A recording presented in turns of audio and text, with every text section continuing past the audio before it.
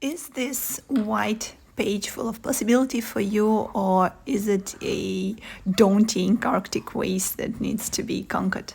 Let's talk in this video about left and right brain. Let's begin with the right side of the brain, my favorite one. It's the creative, imaginary, subconscious, at the same time vulnerable and self-conscious part of our brain. The left brain is the logical, analytical, helpful, conscious, and at the same time it's a chronic warrior. It's super learned.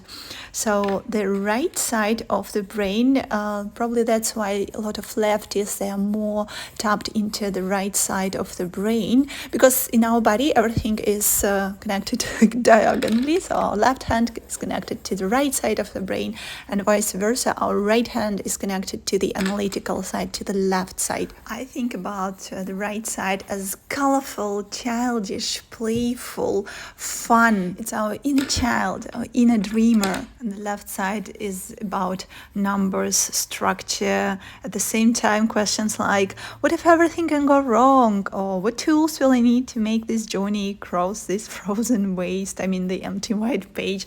This is also in the left side of the brain, as well as fear of failure, or things like, I don't want to do this, it's boring, or but what if I'm not interesting, what if no one will like my art? Of course, these halves of the brain, they always work simultaneously, but one part is usually more active. So for example, when I record a new video, I'm in a creative state, and then I'm editing, I'm in an analytical mind. And now, does this empty white page full of possibility for you?